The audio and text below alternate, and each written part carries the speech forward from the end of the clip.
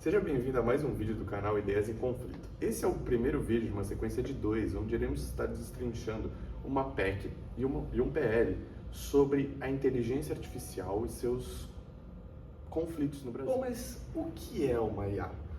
Para explicar a IA, é necessário entender o que é inteligência. Então, a inteligência ela pode ser considerada como a nossa capacidade, a capacidade dos seres humanos de raciocinar, de pensar e de criar soluções para problemas.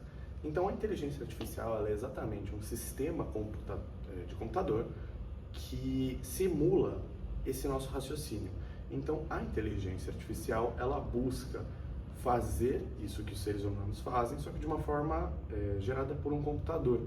Então, tentando trazer mais rapidez e solucionar os problemas de forma mais célere. Agora, com o que é uma IA explicado, é necessário entender o que é uma PEC. A PEC é um projeto de emenda constitucional, ou seja, é uma alteração ao texto da Constituição visando melhorias para a população de pontos que a Constituição não tenha analisado anteriormente. A proposta de emenda constitucional número 29 de 2023 é uma PEC que visa alterar o rol de direitos e garantias fundamentais.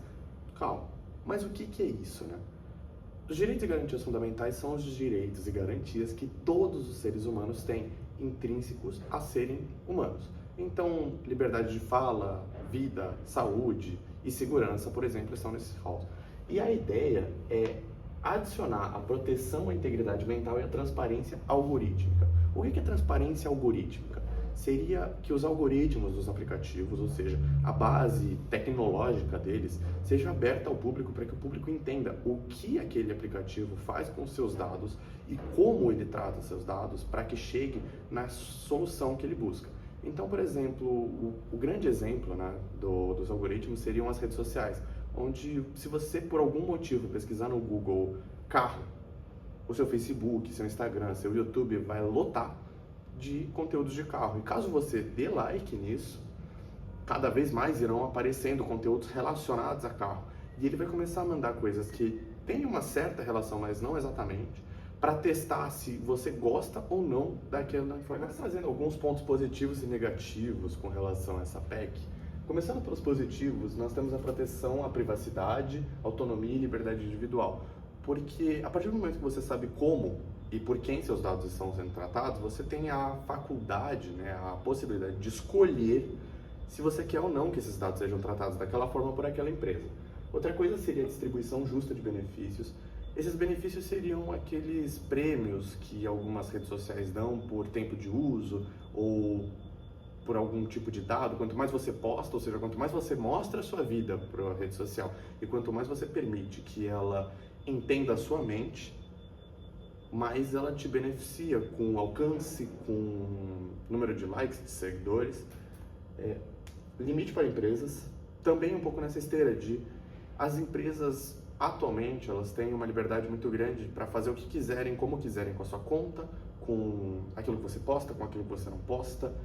É muito fácil para a empresa tratar seus dados. Então, a ideia da PEC seria botar isso dentro de duas paredes e falar para a empresa, olha, você pode ir daqui a aqui. Para fora disso, não. Para fora disso, sem o consentimento da pessoa, você não vai poder fazer. Mas daqui a aqui você tem a liberdade para fazer.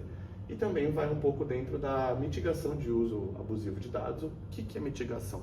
Seria cortar, limitar esse uso abusivo que as empresas praticam. E aqui também tem alguns pontos negativos, principalmente para empresas, porque até agora a gente só falou de direitos fundamentais. E quando a gente fala de direitos fundamentais, é difícil de falar, tô te dando um direito, tô te deixando fazer algo, tô te permitindo, te liberando. É difícil falar em pontos negativos para uma pessoa. Mas para as empresas, a gente pode ver que, assim, são pontos negativos, Porque é necessário consentimento do detentor de dados, transparência e controle. Assim, isso é negativo para a empresa porque as empresas elas abusam. Mas se elas não abusassem, não seria negativo, porque isso daqui são direitos básicos de qualquer ser humano. Então, são esses os pontos positivos e negativos. Relacionando algumas críticas com essa PEC, assim como a gente se propôs a fazer em todos os vídeos, nós vamos trazer um olhar mais crítico sobre o projeto em si. E quando estávamos fazendo nossa pesquisa, chegamos à conclusão de que muitas vezes parece que essa PEC ela quer se relacionar de alguma forma com a inteligência artificial, de fato, mas no fundo ela não se relaciona muito, porque ela busca mais proteger a integridade mental, como o próprio texto dela fala, e através disso ela é muito mais pautada em teorias neurocientíficas e psicológicas do que na inteligência artificial em si. O único ponto em que ela se relaciona de fato com a inteligência artificial seria a questão da necessidade de pôr um freio no desenvolvimento extremo da tecnologia, como foi com a inteligência artificial e que vamos falar no segundo vídeo. Mas falando sobre a PEC em si, a PEC ela é muito pautada sobre o controle, entre algumas aspas, mental, que os aplicativos e a internet fazem com o ser. Isso porque, muitas vezes, enquanto você está navegando na internet, enquanto você está utilizando alguma rede social, essa rede social ela tenta manipular o seu cérebro. Ela tenta te induzir a consumir um conteúdo que, por exemplo, foi pago para outra pessoa para que chegasse em você. E é exatamente esse o ponto da PEC. É a neurociência por trás das redes sociais. Como elas buscam controlar a nossa mente através de impulsos quase que magnéticos, quase que impulsos neurais. Eles tentam simular o nosso cérebro para que façamos sinapses e que pareça ter sentido aquilo que estamos vendo. Então, novamente, o exemplo do carro.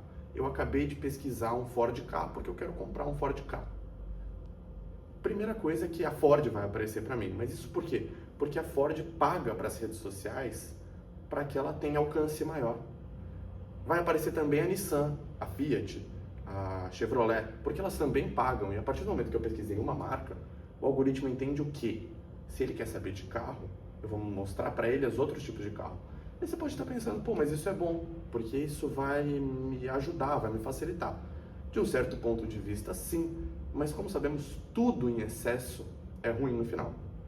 Então, o grande problema não é as redes sociais, os algoritmos, o robozinho, ele te trazer a informação. O grande problema é que ele não para, ele não tem limite. E isso te prende. Porque a partir do momento que você está lá vendo o carro, daqui a pouco você começa a consumir um conteúdo sobre alguma outra coisa, aí é videogame, de videogame vai cair para jogos, de jogo para aposta, de aposta para vício, e você começa a cair num loop, e quando você for ver, já passaram 3 horas do seu dia e você está mexendo no Instagram. E você só vai parar porque o seu celular descarregou. Isso se você não tiver um carregador por perto. Isso que não estamos nem falando de vídeos curtos, que pegam tudo isso que eu falei e jogam pro extremo. Então o grande problema seria esse controle mental que os algoritmos eles conseguem. Um outro exemplo muito bom é você tá lá assistindo sua série na Netflix, tá ali assistindo seu Stranger Things e acabou o episódio, são 1h40 da manhã, no dia seguinte você tem que levantar às 5. E você pensa, bom, esse é o último. Acontece que você tem que ser mais rápido do que a sua televisão. Caso contrário, o próximo episódio vai começar. E a partir do momento que o próximo episódio começa, você vai se sentir extremamente tentado de continuar assistindo, você vai falar, bom, já começou, né? E aí são mais 40, 1 hora, que você vai perder, vai dormir pouco, não vai render no trabalho, vai ser despedido por conta de questões mínimas. É claro, isso é só uma suposição extrema, mas já que o texto da PEC também vai para um lado extremo de falar que, né, de pautar nessa teoria da neurociência e da psicologia de que isso é prejudicial, então por que a nossa crítica não pode ser extrema também? Por que ela não pode ser viajada, de certa forma, se a própria tese é? Então é isso, a nossa crítica vai muito nesse ponto de será que a inteligência artificial, será que os algoritmos eles não estão exagerados, de fato?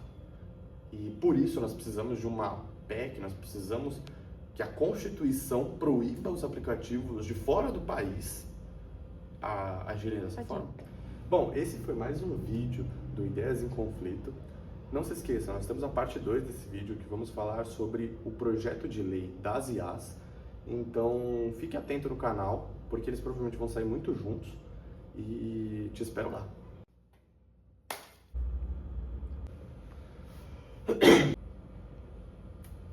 Olá, seja muito bem. Nossa. Bem-vindo! É conhecida também como PEC das IAs. Ela não é conhecida assim, eu inventei.